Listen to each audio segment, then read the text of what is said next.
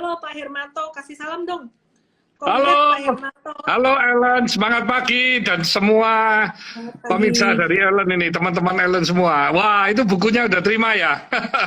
Luar biasa. Wih, ini lucu nih. Nih ya. Iya, Halo, itu halo. saya Kasih masih salam kecil. dulu. Nah, ini Pak Hermanto Tanoko, bukunya namanya Richer Mindset. Terus, thank you banget Pak Hermanto udah nyempetin di IG Live aku. Kapan-kapan di YouTube Iya, ya Pak ya. Ini ini buku yang pertama aku, ini, The Boy. wah ini masih kecil nih, The Boy. Ya, Terus buku yang kemudian, pertama The Boy, buku yang kedua The Man. Waktu saya ini The usia Man. remaja ya. Terus Ya, kemudian, ini dan buku yang sekarang. ketiga yang The Entrepreneur. Iya, Pak Hermanto mau komennya dimatiin atau dinyalain, Pak? Mau ngobrol atau Dimatiin aja mau nggak fokus? apa-apa. Matiin ya. Oke, aku Nggak matiin ya apa-apa semua ya. teman-teman ya. Oke, Pak Hermanto sebelumnya kongres banget buat suksesnya rilis 3 buku ini dan aku senang banget akhirnya Pak Hermanto nulis buku karena aku bisa belajar langsung dari sini. Ya, jadi nggak perlu aku nanya-nanyain terus gitu. Pak Hermanto, Iya. mau nanya nih, Pak. Pak Hermanto nih yang diceritain di buku ini apa di spill dikit dong Pak, waktu kecil tuh gimana sih Pak sebenarnya? Ini dulu nih Ya, yang diceritain. jadi atas ini dorongan dari istri tercinta dan juga anak-anak ya. Jadi saya diminta untuk menceritakan tentang kisah saya waktu masih kecil itu. Jadi yang buku pertama itu The Boy, itu waktu saya usia 5 tahun. Nah, di usia itu yang paling penting bagi saya sudah diajarkan oleh papa mama saya untuk berinvestasi dari uang angpau. Ya, itu papa mama Wow. tercinta. Jadi di usia kecil kalau terima angpau mungkin karena anak kecil kan papa mama takut ya, khawatir uangnya hilang atau apa. Jadi ditawarin untuk invest tepung terigu. Nah, dari investasi tepung terigu itulah saya akhirnya membawa buku catatan, harga tepung terigu dicatat, besok sudah tanya lagi, harganya sudah naik belum, lusa tanya lagi, udah naik belum, udah dijual belum, untung berapa. Nah, itu dicatat, akhirnya papa mama itu mengusulkan mau dibelikan minyak goreng, biskuit, dan lain-lain gitu ya. Jadi sehingga lama-lama saya itu mengikuti barang-barang dagangan di tokonya mama. Sehingga saya Oke. juga tahu cuannya berapa. Sehingga pada usia masih kecil itu sudah ngerti cari uang itu susah. Mungkin bisa di-pause dulu, Pak. Saya kelupaan tadi menjelaskan Pak Hermanto Tanoko ini siapa. Barangkali banyak teman-teman yang baru bergabung di sini. Pak Hermanto Tanoko ini adalah orang yang sangat luar biasa sekali, salah satu Crazy Rich Surabaya. Beliau merupakan founder dan CEO Tancorp. Kalau kalian tahu di IDX tuh ada saham yang melantai dengan kapitalisasi sangat besar sekali ya. Avian Paint. Tuh Pak Hermanto punya tuh. Terus kemudian Cleo, Manzon, apalagi nih Pak, sebutin nama perusahaannya Pak. Depo Saya bangunan, lupa. depo. Ya, terus ada rice. Terus yang terakhir saya akuisisi yang CAKK ya, keramik. Oke. Punya berapa company, Pak? Yang sudah Total. TBK ada 6 ya. Udah TBK Yang 6, masih yang belum TBK berapa? yang masih belum sekitar 35 lah. Wes, keren. Dan yang menarik Pak Hermanto Tanoko ini, dia berhasil bukan cuma secara pekerjaan doang, teman-teman. Tapi punya jiwa yang sosial banget buat bantuin teman-teman lain tuh jadi 1 juta entrepreneur melalui buku ini juga. Dan sangat Yes. humble sekali, very, very humble. Oke, Pak Hermanto, bisa coba dilanjutin Pak. Tadi habis investasi di tepung terigu, tahu untungnya berapa. Next, investasinya waktu kecil itu selain di tepung terigu, habis itu apa Pak? Mulai belajar investasi apa lagi? Belajar bisnis Jadi gimana? dari barang-barang dagangannya mama di toko. Nah, tapi intinya akhirnya saya ini menjiwai bahwa mencari uang itu tidak gampang ya. Jadi menjual telur asin 10 biji baru bisa untung 1 biji. Jadi saya nggak sembarangan mau jajan ya. Jadi di sekolah pun jajannya ya seminggu sekali. Terus waktu main kelereng, waktu main umbulan, itu juga nggak berani beli. Jadi saya itu belajar kelereng itu pun dari latihan batu-batu yang bulat itu loh. Setelah latihannya pinter, saya di sekolah itu ngelihat kalau orang yang bawa kelereng banyak tapi sering kalah, nah itu saya mainkan. Nah begitu mereka menang, saya biasanya kan dikasih bagian. Dari situlah modal saya gitu. Dari bagian-bagian itu akhirnya saya bermain, akhirnya kelerengnya jadi banyak. Nah setelah banyak, yang bagus-bagus dicuci ya dijual di toko mama.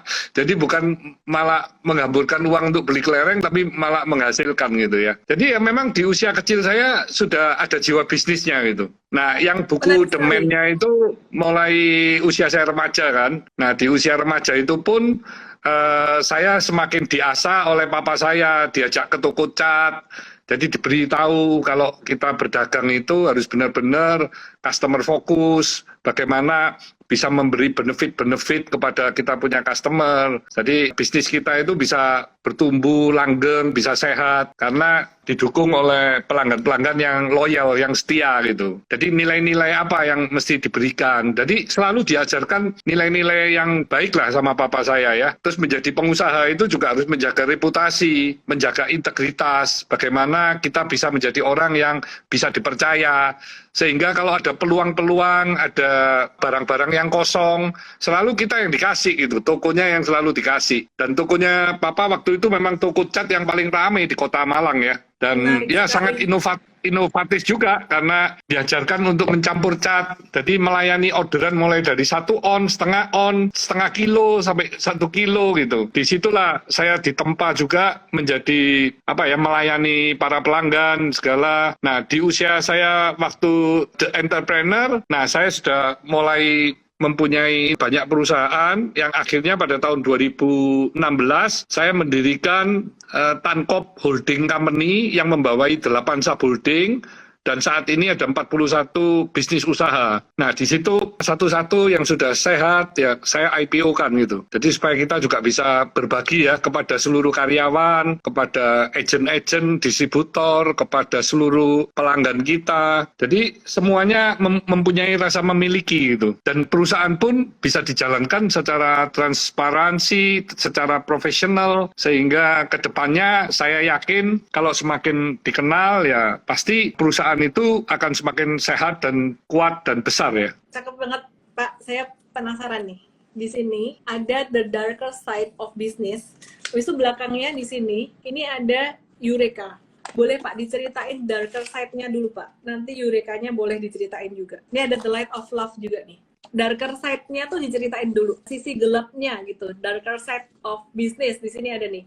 Ini gimana sih Pak isinya yang bagian ini? Tentunya yang saya maksud di situ bisnis-bisnis kita ini kan pasti ada persaingan-persaingan di antara para pengusaha ya. Nah, bagaimana kita ini harus mempunyai jiwa yang juga bukan asal memikirkan uang-uangnya saja gitu ya. Tetapi kita juga harus memikirkan bagaimana kita bisa bertumbuh bersama. Kami yang sudah menjadi market leader itu pun biasanya perusahaan-perusahaan yang di bawah kami pun juga enjoy the business ya.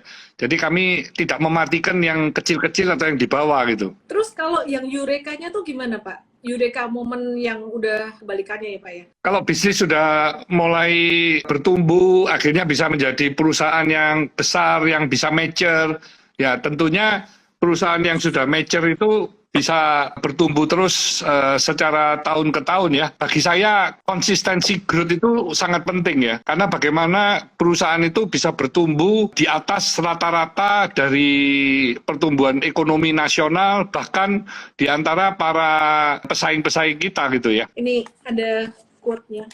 Jangan takut gagal mencapai tujuan. Takutlah ketika kita tidak memiliki tujuan untuk dicapai. Saya penasaran nih, Pak Hermanto, sekarang ini tujuannya apa sih Pak? Kok masih produktif, semangat banget? Padahal semuanya tuh Pak Hermanto udah punya. Kenapa sih masih nulis buku? Kenapa sih masih sharing gitu? Ya tentu saya dibesarkan menjadi pengusaha di Indonesia ya. Jadi saya juga ingin memberi pengetahuan saya tentang bagaimana sih cara berbisnis untuk menjadi pengusaha. Jadi saya mempunyai mission bagaimana saya bisa menciptakan 1 juta entrepreneur. Nah tentu menciptakan 1 juta entrepreneur itu selain dari bisnis usaha saya, tentunya sharing-sharing di sosial media dan juga dari buku, dari yayasan, dari Idea Cloud yang saya bina bersama dengan Denny Santoso dan juga Robi serta Belinda. Jadi itu upaya-upaya supaya pengusaha-pengusaha di Indonesia ini juga bisa semakin bertumbuh dengan baik dan kuat gitu ya. I see. Ini menarik banget nih. Ada sekolah Tanoko. Waduh, aku nggak tahu ini kayak ada brosurnya gitu, gede. Oh, ini masih SMK live ya, halamannya. SMK Tanoko itu lagi saya bangun, ada di Nongko Jajar, seluas 1 hektar itu ya.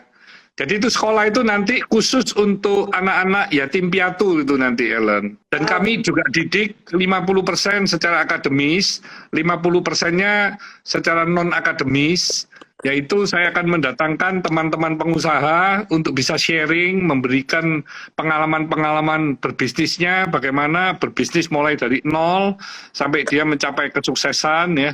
Nah, di situ kami mempunyai tujuan agar 80% dari siswa lulusan SMK Tanoko itu bisa menjadi wirausaha mandiri. Jadi dia setelah lulus, dia bisa mencari pekerjaan penghasilan sendiri nanti. Wow, interesting sekali.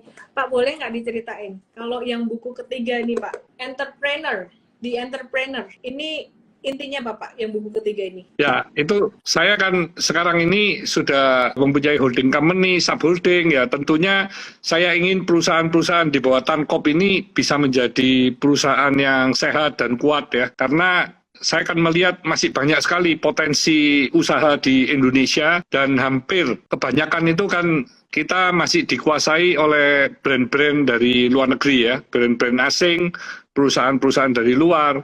Jadi bagaimana sih kita perusahaan yang nasional ini, yang lokal ini juga bisa bertumbuh dan bisa mendapatkan market share sehingga kita bisa di negara sendiri juga bisa mempunyai pasar yang kuat sehingga kedepannya kita juga bisa ekspansi ke luar negeri, tidak hanya perusahaan-perusahaan dari luar aja yang datang ke Indonesia ya.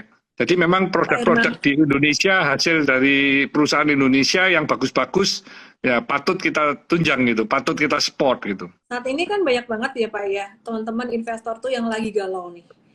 Saham big cap perbankan turun, blue chip turun, terus banyak yang keturunan dari GoTo juga gitu. Tips investasi dari Pak Irmanto gimana nih? Saya biasanya kalau lihat saham itu ngelihat dari perusahaannya. Perusahaannya itu masih bertumbuh dengan bagus nggak, fundamentalnya seperti apa. Jadi kalau perusahaan itu sangat sehat dan masih bagus ya, secara keuangan juga oke, pertumbuhannya bagus. Ya kalau sahamnya turun itu ibaratnya kan kita dapat diskon gitu ya. Jadi saya tidak invest perusahaan-perusahaan yang secara fundamental keuangannya nggak jelas gitu atau masih merugi. Jadi saya biasanya milih yang untung gitu, karena kalau yang untung dan harga sahamnya turun terus, ya saya beli aja nggak apa-apa. Investasi saya kan jangka panjang ya. Jadi saya kan bukan trading ya. Jadi investasi saya biasa jangka panjang. Bisa di-spill dikit nih Pak, dari 6 emiten perusahaannya Pak Irmanto yang udah melantai di bursa. Mungkin Pak Hermanto pengen cerita tentang perusahaan yang mana nih gitu. Perusahaan saya yang pertama kali IPO itu Cleo. Dan Cleo itu IPO mulai Mei tahun 2017 ya. Itu harga di 115 ya. Pada tahun 2018 itu hanya setahun ya. Itu naik sampai ke 1.200.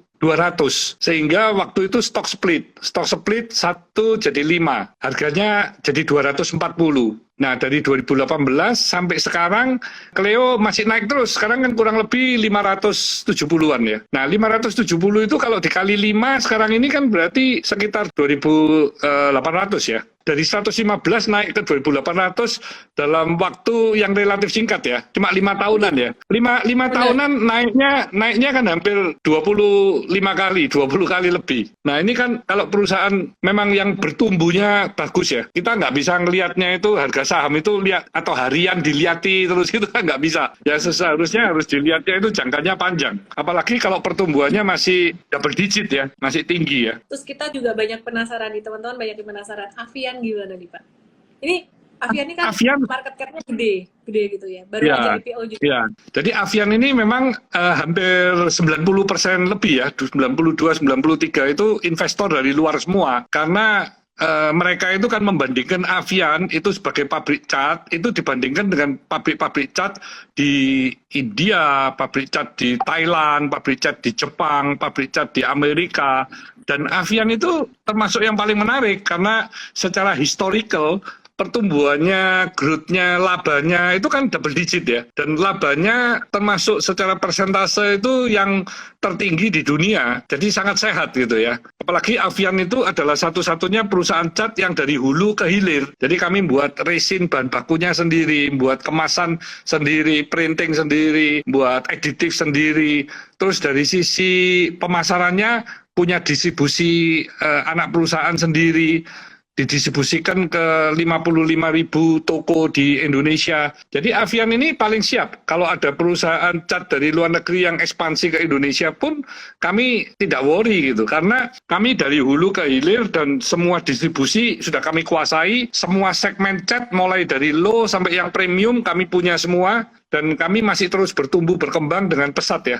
Tahun 2020 waktu pandemi itu pun kami membangun laboratorium Avian Innovation Center 5 lantai, luas 5.000, ya biaya sekitar 100 miliaran, itu hanya untuk lab, hanya untuk R&D. Jadi itu persiapan kami menjadi perusahaan cat dekoratif terbesar di Indonesia ini untuk terus menjadi pioner-pioner untuk cat-cat yang baru ya, yang bisa mendapatkan patented gitu juga ya. Saya penasaran Pak, Avian ini kan dulunya dari perusahaan keluarga toko cat, di mana Ya. toko cat saya juga ngeliat banyak toko cat gitu. Bahkan selamanya jadi toko cat aja gitu loh. Tapi ini jadi satu perusahaan yang sangat besar sekali. Sebenarnya tuh waktu itu turning point-nya atau titik baliknya tuh apa sih Pak? Yang bisa bikin melejit sampai seperti ini tuh pengalaman yang terjadi tuh apa? Dari toko cat sampai segede ini. Jadi memang papa saya ini kan pekerja keras, inovasi luar biasa dan juga punya mimpi yang besar. Jadi waktu di toko cat pun papa saya itu sering bicara sama saya, gimana ya kapan papa punya kesempatan mau masuk ke pabrik cat, industri cat. Dan ternyata mimpinya itu bisa terrealisasi pada saat papa saya berusia 49 tahun. Itu pada tahun 1978. Jadi papa saya memulai industri cat dari perusahaan home industry ya, UMKM lah ya, hanya satu gedung, karyawannya cuma 18. Tapi mimpinya papa saya itu ingin pabrik catnya itu bisa menjadi yang terbesar di Indonesia. Dan saya waktu bergabung diminta papa bantu pada Desember tahun 1982, itu lab aja belum ada. Jadi saya hari pertama saya tanya papa punya vision ingin jadi pabrik cat yang terbesar di Indonesia, itu saya langsung bersemangat. Terus saya minta, Pak, bisa nggak saya membuat lab? Untuk QC, untuk R&D, saya rekrut kemis. Oh silakan, langsung aja yuk bangun.